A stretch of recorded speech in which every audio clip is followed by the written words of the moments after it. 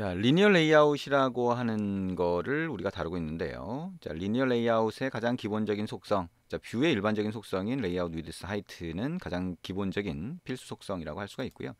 자, 그리고 오리엔테이션 속성도 필수 속성이 된다. 리니어 레이아웃인 경우에는 그렇게 얘기를 했습니다.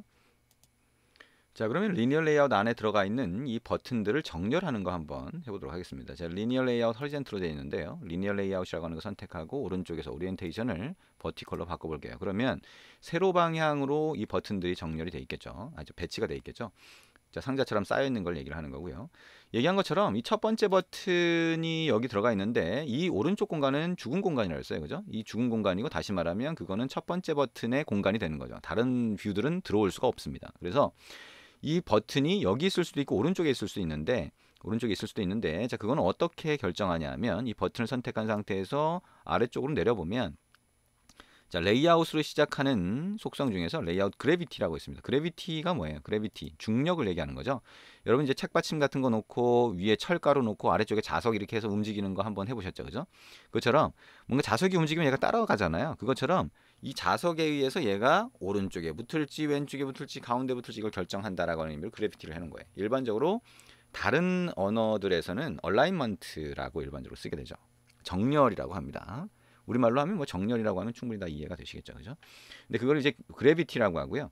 레이아웃 밑줄 긋고 그래비티라고 하는 건 이 버튼이 어느 곳으로 정렬될지를 결정해 주게 됩니다. 자, 여기서 보면 굉장히 다양한 속성들이 있죠. 그 중에 자, right라고 하는 거 한번 체크해 볼까요? 그럼 true로 바뀌죠. 오른쪽으로 갑니다.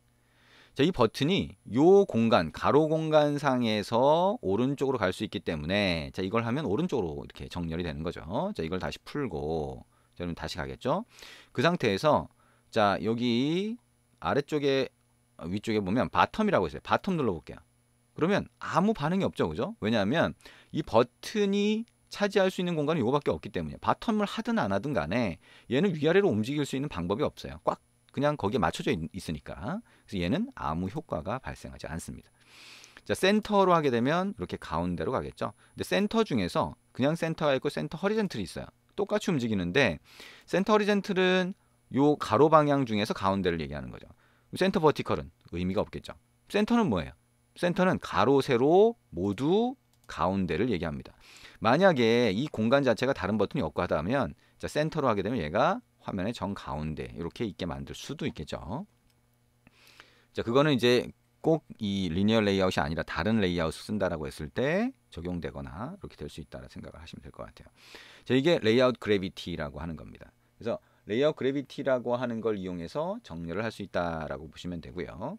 자, 여기에 버튼, 첫 번째 버튼을 선택을 하고 이 버튼에 이번에는 자, 위쪽으로 한번 가볼까요? 위쪽으로 한번 가보면 자, 위쪽으로 가서 보면 자, 레이아웃 위드스, 레이아웃 하이트라고 하는 게 있죠. 자, 그러면 레이아웃 위드스라고 하는 거에 랩 컨텐트가 아니라 자, 200dp 한번 넣어볼까요?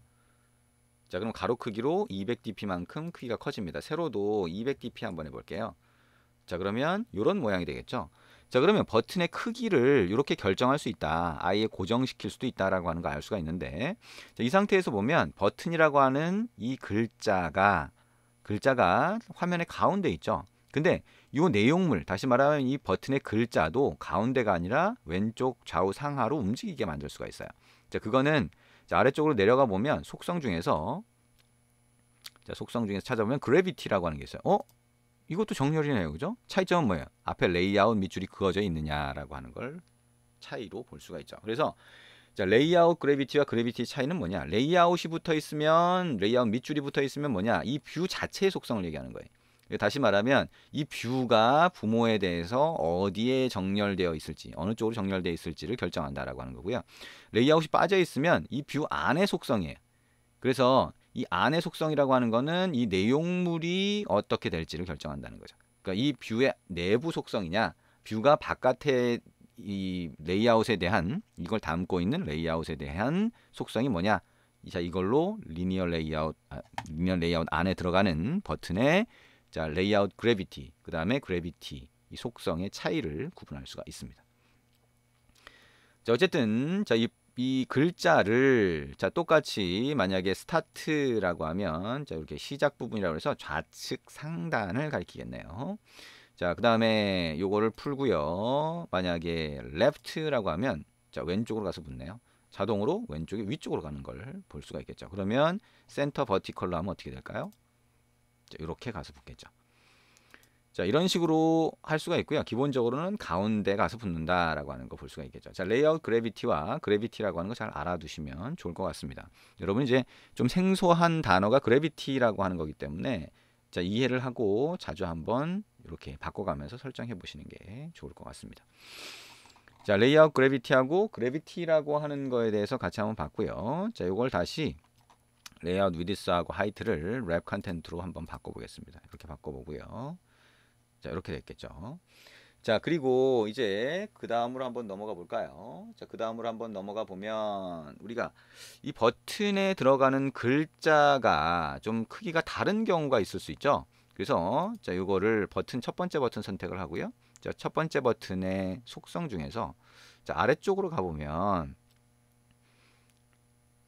자, 이게 텍스트 사이즈라고 하는 게 있어요. 크기를 얘기하는 건데, 자, 글자 크기 같은 경우에는 DP가 아니라 SP를 권장을 합니다.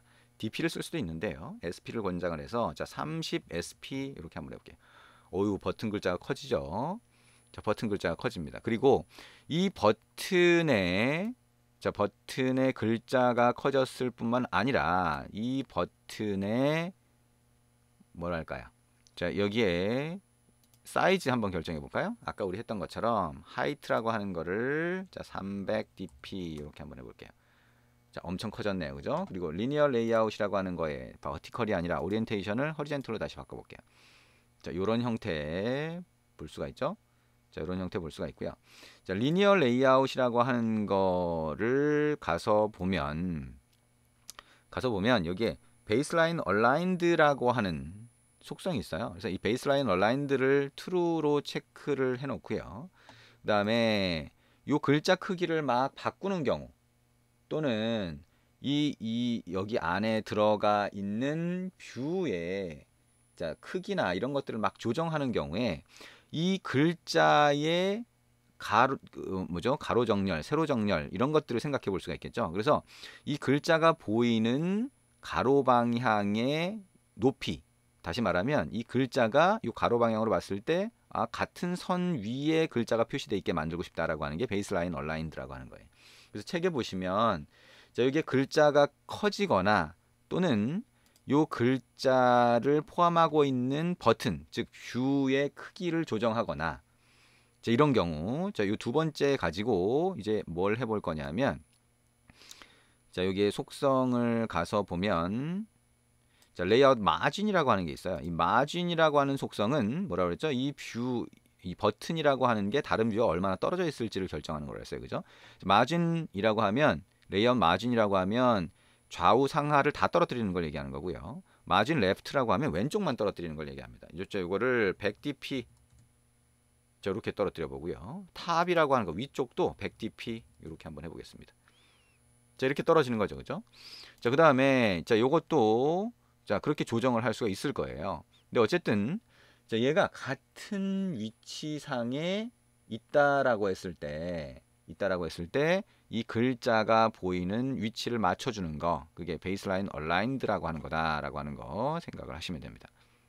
자, 다시 정리를 해보면 자, 리니어 레이아웃이라고 하는 거에 안에 들어가 있는 것들은 이렇게 마진이라고 하는 걸 이용해서 자, 다른 뷰와의 거리를 떨어뜨릴 수가 있고요. 그 다음에 패딩이라고 하는 거 요거 선택을 해서 패딩이라고 하는 속성에 한번 가보면 자, 패딩이라고 하는 걸 이용해서 내용물의 레프트 쪽을 한번 볼까요? 탑을 볼까요? 자, 탑을 보고 만약에 50dp라고 하게 되면 그만큼을 위쪽과 떨어뜨릴 수 있게 됩니다. 자, 이렇게 되는 거죠. 자, 이렇게 할 수가 있는데 자, 마진하고 패딩이라고 하는 속성을 이렇게 사용할 수 있다라고 하는 거고 우리가 아까 봤던 베이스라인 얼라인드라고 하는 거는 디폴트 값이 true예요. 근데 어쨌든 요걸 선택해야 되겠죠. 자, 얘가 true인데 이 true가 아니라 false로 하게 되면 자, 요 글자의 아래쪽을 맞춰주지 않습니다. 그래서 약간 배치가 달라지죠, 그죠? 이렇게 되는 걸 볼 수가 있어요. 그러니까 이 버튼이나 이런 것들이 배치될 수 있는 것 중에서 텍스트를 기준으로 맞추는 경우 를 생각을 할 수가 있겠죠. 자, 우리가 이게 너무 떨어뜨려놔서 이렇게 보이는데요. 그게 아니라 너무 떨어뜨리지 않으면 요 아래 글자의 아래쪽 아랫줄이 밑줄이 잘 맞춰지는 걸 볼 수가 있습니다. 이 책을 보면서 그걸 한번 연습을 해보시면 될 것 같습니다.